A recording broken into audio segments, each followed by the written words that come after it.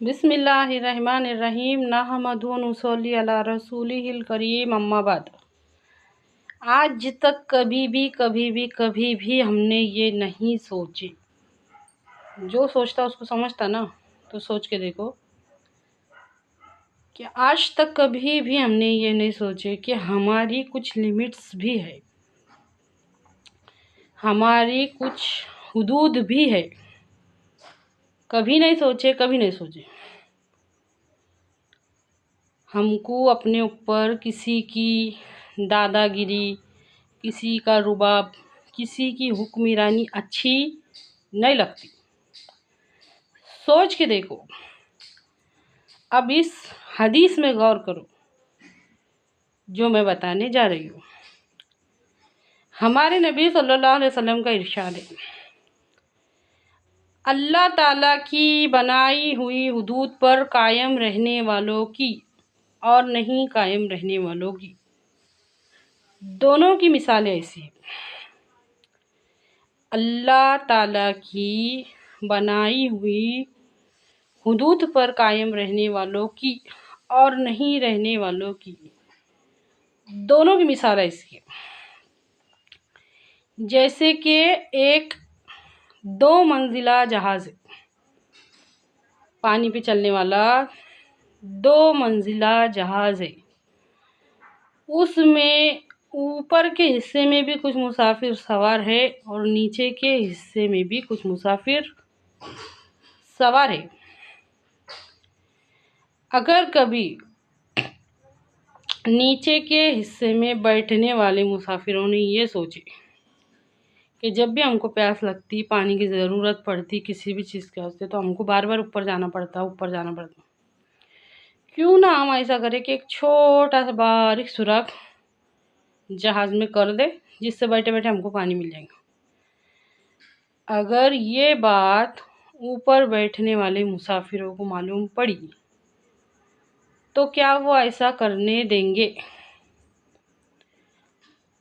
تو سوچ کے دیکھو، غور کر کے دیکھو۔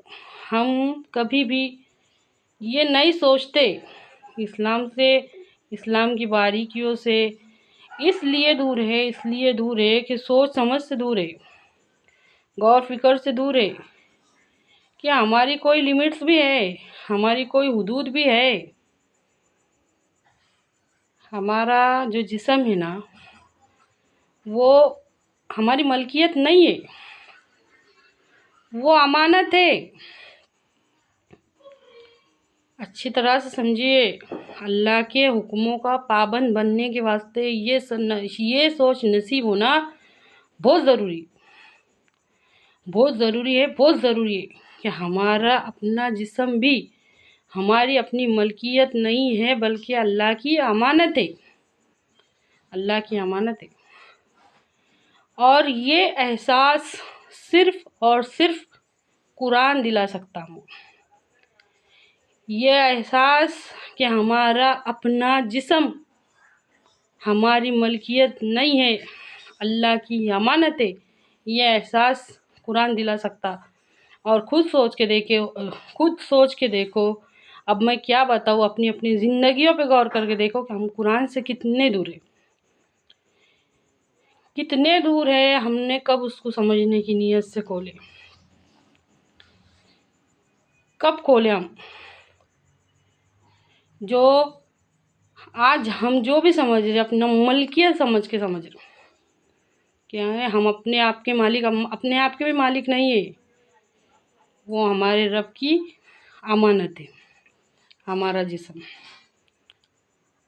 سوچ کے دیکھو، کس نے بنایا؟ آنکھوں کو کس نے بنایا؟ اس میں دیکھنے کی طاقت کس نے دی؟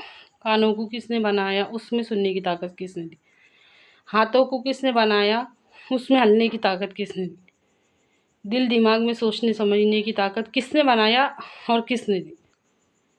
سب سوچ کے دیکھو، کہاں سے مالک ہوئے ہم؟ حقیر پانی سے انسان کے بننے میں، پھر اس کے تمام اعضائے جسمانی کے بننے میں،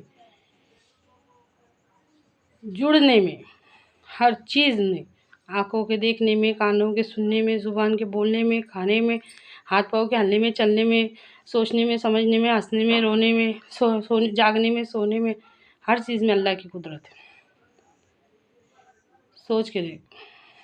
تو اپنے آپ کو جب ہم اپنی ملکیت نہیں بلکہ امانت سمجھیں گے نا، تو اللہ تعالیٰ کے حکموں پہ چلنا ہمارے واسطے بہت بہت بہت آسان ہو جائے گا۔ اور جس طرح سے اللہ کا ڈر اور محبت ہمارے دل میں اللہ کی آنی چاہیے، انشاءاللہ آئیں گی۔ یہ اللہ کہنے سننے سے زیادہ عمل کی توفیق دے، آمین۔